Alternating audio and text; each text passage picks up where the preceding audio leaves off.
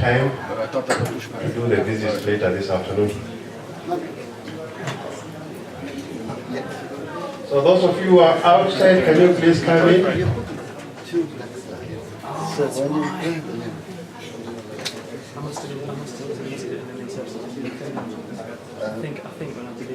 Yes, it's my honor and privilege to invite the next speaker. Kevin Marsh is not a stranger to me. I have served as his director. He was a director of one of the Kemri centers in Kilifi, one of our coastal towns in Kenya. He helped build one of the best research collaboration program at Kilifi, the Kemri Welcome Trust program, where he served as director for about 25 years until he opted to retire to take some new engagements. And I remember when he was leaving, I told him not to go very far from Africa, because I realized that he had already understood what it means to have fruitful collaboration between local institutions in Kenya and institutions abroad. We are lucky as Kenya that he did not move very far from Kenya. He moved to join on another institution, the African Academy of Sciences. You can read his story in the book that has been provided. Very rich scientific background in the area of malaria research, collaborations with Medical Research Council unit in the Gambia, and of course the many years that he has served as director of one of our centers in Kemri. He is now currently supporting development of a new platform for the acceleration of science in Africa through the Africa Academy of Sciences. He is the chair of many platforms, the WHO Malaria Policy Advisory Committee, and is also a member of a number of other international advisory committees.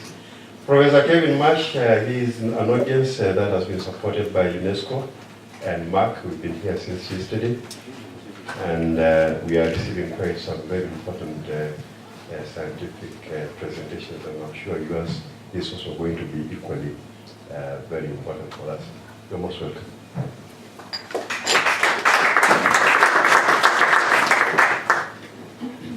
Well, thank you very much indeed, Solomon. It's a great pleasure to be here. Great pleasure to see so many friends in the audience. I must apologise for having just literally walked in. Unfortunately, I had a speaking engagement in London last night. I took the first flight this morning, but unfortunately it was British Airways. And they did not bring me with Swiss efficiency. We were half an hour late, so I apologise. I hope, but it is a great pleasure to be here and to have a chance to tell you something about a new initiative with which I'm associated, as Solomon said, at the African Academy of Sciences.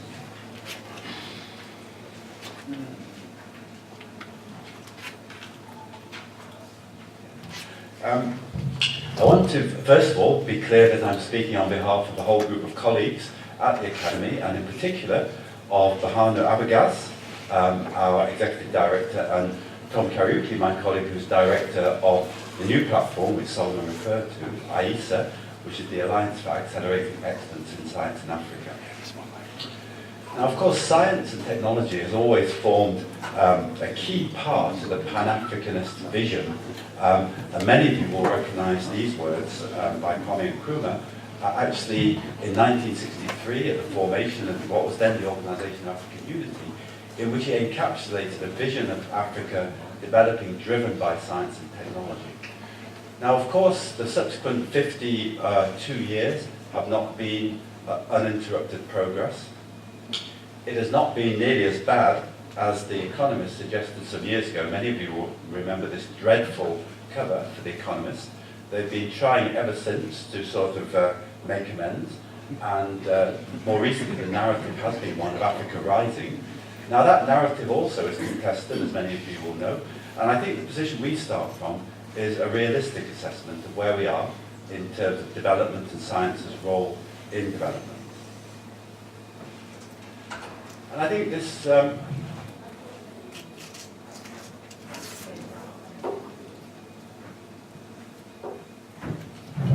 this is the position that we really start from, and I'm sure this has been probably these kind of figures have probably been presented several times at the meeting so far. Africa has 15% of the world's population, but a disproportionate proportion of the disease burden. And we all know that it is very underserved in terms of health workers and of economic resources. But something which surprised me, and this is after I spent my entire, essentially adult career, adult life, my working career working in science in Africa, but it even surprised me to realise just how under-resourced we are in terms of scientists. Only 1% of the world's researchers, and only 0.1% of the world's patents, which implies that the science which is taking place does not get translated into deliverable outcomes in the way that it should do. So this is our starting point. However, I think we do need to take a very optimistic view. I think Africa is rising in many ways. Africa is changing. On average, 5% economic growth, annual economic growth.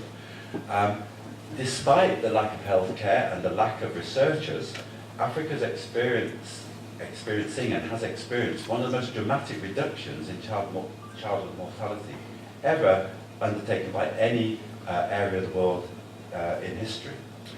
There is a new commitment to research by governments. Now I know it's very easy for governments to make statements and promises, and I know many of us in the room feel frustrated that we often don't see the delivery of these, but nonetheless, I think there's a genuine move on the part of heads of state in Africa to make commitments to invest in research. As you know, heads of states have made a commitment to 1% of GDP, and some countries, Kenya included, I'm happy to say, to a higher percentage, 2%, which has been incorporated into Kenyan law. So I think things are moving on the continent. And furthermore, despite the low investment, scientific output is rising. Shown here is scientific output in terms of publications since 1999, South, Central and Northern Africa. And you can see over the last 15 years, all parts of Africa have had a substantial rise in their scientific output. Now you might say, well, that's because too many papers are being published everywhere in the world. The same will be true absolutely everywhere. But this actually isn't the case. Shown here is the rise since 2005 for different countries, and shaded in grey are the three areas of Africa as a single band. You can see that Africa's scientific output is rising very sharply along with India and Brazil. If you were to put the UK on here, it will be a flat line. So it isn't simply that more papers are being published and everyone's publishing more papers. Africa's scientific output is actually rising very sharply. Another indication of, as it were, I think a new resolve to put science and technology at the centre of Africa's development is the development by the African Union of the Science, Technology and Innovation Strategy for Africa. This forms part of a larger vision to 2063 for the African Union. And science and technology form an absolutely central role in that vision for Africa's development. And it's a vision which has been incorporated by many institutions within Africa. Many of you will be familiar with the African Development Bank, which has also put science and technology at the centre of its strategy moving forward. So a little bit about the African Academy of Sciences, which I represent, which I, as Solomon has said, I now work at just across town from Kemra headquarters. The Academy is a Pan-African organisation. We have fellows in 40 of the 54 African countries, and it's a Pan-Africanist organisation in its intent and its ideology. It has a triple mandate. One is to recognise excellence, and that's the fellowship of scientists across Africa. The other is to provide a think tank function, particularly in relation to different organs of the African Union. And the third is to implement major programmes for the development of science and technology. And I'm going to talk about a new initiative which we've undertaken in partnership with NEPAD, which I'm sure all of you will know is essentially the technical arm of the African Union. And the idea behind this new initiative is what we've called moving the centre of gravity towards Africa. Now, you may say, well, what do you mean moving the centre of gravity? Because we're all doing research in Africa anyway. But really the move of centre of gravity here is about the thinking and the implementation of major initiatives, and particularly the funding. It's very striking that after 50 years of so-called capacity development, it's still the case that many major funding initiatives for science in Africa are run out of London or Washington or Seattle. Now, this is not a criticism. Of course, we're delighted, and it's absolutely essential that there's international funding going into research in Africa. But there is something rather odd that both the strategy and the implementation and the management of those initiatives should be taking place from outside the continent. And so the idea of the shift of centre of gravity which we're talking about is to establish a highly professional platform able to fulfil those functions in partnership with stakeholders, both international funders, but also funders within Africa. And by funders within Africa, we mean governments, but we mean other organisations like the African Development Bank, but also private enterprise and private philanthropy in Africa, which is also a rising phenomenon. So illustrated here is the general idea. The Academy, in partnership with NEPAD and with funding partners, to establish a platform, a professional team, as it were, for developing strategy and for managing large initiatives, and then to launch a whole range of different initiatives dealing with different areas of science in Africa. Now, this slide is not meant to be read. The detail is just simply to show that we've actually developed this, I think, quite rapidly. Beginning from the beginning of 2014 with a concept, we have moved by now to a fully established new platform, which is AISA, the Alliance for Accelerating Excellence in Science in Africa. And I think the key thing on here is that in January 2015, AISA was endorsed by the African heads of state at their meeting in Addis. And this is critically important politically for access to governments across Africa. And we were endorsed as the vehicle to deliver particularly health research developments within Africa. And in May of this year, we had our first major awards meeting in which we awarded $60 million worth of funding to programs across Africa. The majority of this funding, I'm happy to say, coming from the Wellcome Trust, but also from DFID. I'm also delighted to say in the last few weeks we've been able to add a further $40 million to that. So in our first year we will have established $100 million worth of funding for 11 major programs right across Africa. We formally launched AISA in Nairobi a few weeks ago. See here, Her Excellency Amina Gurib-Fakim, the President of Mauritius, launching AISA. And we also announced the 3 major initiatives which we're beginning from this year. One is Deltas, which I've already mentioned, which I'll tell you a little bit more about. But the others was the launch of a Grand Challenges in Africa in partnership with both the Gates Foundation and with other partners and potentially with the Chinese government. And the third is in partnership with many stakeholders, which is an initiative for good financial practice. This is the idea that you would not now ever undertake a clinical trial in an institution which was not accredited for good clinical practice or good laboratory practice. So why would a stakeholder ever invest large sums of money into institutions which weren't at an equivalent in terms of good financial practice? So the aim here is to establish a standard, an internationally accredited standard of financial practice for scientific institutions across Africa to give credibility and surety to the partners who will be investing funds in these new initiatives. So I'm going to say a little bit about our first major initiative. This is the fund scientific programs across Africa. It's called Deltas, Developing Excellence, Leadership and Training in Science in Africa. And as I've already indicated, this is a substantial investment, at the moment around about $100 million, but we hope to increase this over the coming years. And I'm not going to read through this slide, it just summarizes the key elements which have driven the development of the Deltas initiative. The ones I want to stress are the building of environments with critical mass and strong research culture. We believe that the absolute key to the long-term development of science in Africa is the doing of science in scientific environments with critical mass. We think it's a key role for developing research leadership. And then there are many other things, some of which are listed on the slide. The key concept behind this initiative is to support the development of environments with a strong critical mass both in terms of intellectual critical mass, but also physical mass in terms of resources, and also the ability to manage science, which will become the fora, as it were, for developing research leadership. And finally, the point on the slide I want to say a bit more about is continuity of support, because this, as all of you will recognise, is absolutely critical to any aim to develop science. And yet, it often isn't incorporated because of the nature of funding. Often, most of us think of 5 years funding as being a long-term funding. But in fact, of course, in terms of building scientific capacity, 5 years is really a very short term.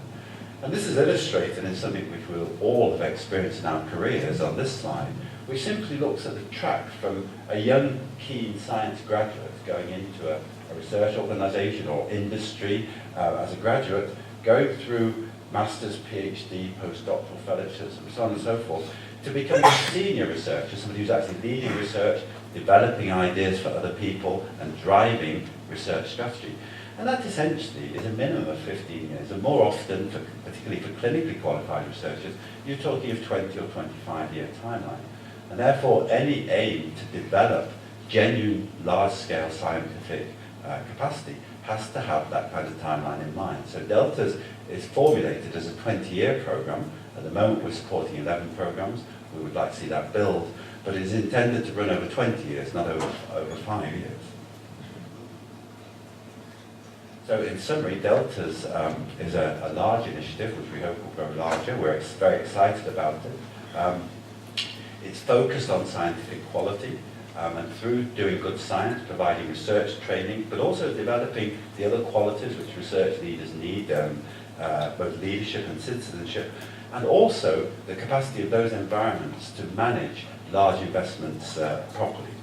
And the aim is, of course, to develop a new generation, or to support the development of a new generation of research leaders, in this case in health.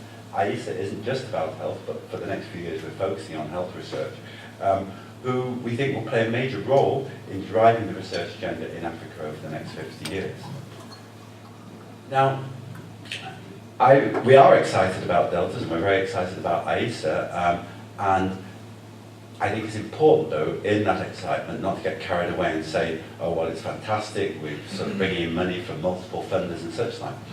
Because what we actually need to be thinking about when we think about the development of science and the role of science and technology in development in Africa is not in terms of millions of dollars, but in billions of dollars. Now, when you say this, people sometimes say, well, you've gone a bit crazy. No one's going to talk about billions of dollars going into science in Africa. But that's not true. In fact, it can't be true, because nothing will happen if billions of dollars don't go in.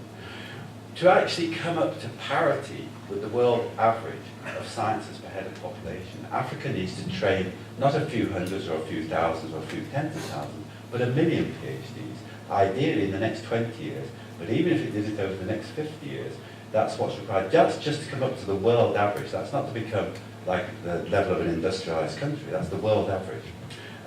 That would cost, depending on how you cost it out, probably about $1 to $1.5 billion a year. Where's the money going to come from? Well, in fact, there are lots of places the money can and will come from. Firstly, some of you will remember that the G8 some years ago made a promise, which they've conveniently forgotten, to put $3 billion into science and technology in Africa immediately. We need to call on that. Now, I don't imagine for a second that they're going to suddenly produce a check for $3 billion. But we do need to remind international partners about commitments they have made but not yet delivered. But more importantly, the large-scale funding of science in Africa will come from within Africa. And that's not a pipe dream at all. At the moment, Africa's GDP is $2.4 trillion. It's estimated by 2050 it will be $29 trillion. The sharp-eyed amongst you will have spotted the missing naught. That, even if governments stuck to 1% of GDP as a commitment to science, that would be $290 billion a year by 2050 going into science in Africa. So it is not, in any sense, a pipe dream to imagine that the massive development that's required in science will come, and it will come largely, but not exclusively, from funding within Africa. But it will also require partnerships with international stakeholders, both private and public, and that's it's to draw in, engage, and work with those stakeholders, which is the mission of AISA. So I want to thank you once again for giving me the opportunity to let you know about this new initiative. I hope you will be as interested and excited as we are by it. We look forward to working with many of you on different projects, both in terms of the science, but hopefully also in terms of the thinking and the strategy development and the partnerships which are essential to make this work. So I want to conclude by thanking the fantastic team of people I work with in Nairobi, and this is the AISA team. So once again, thank you very much for giving me the opportunity to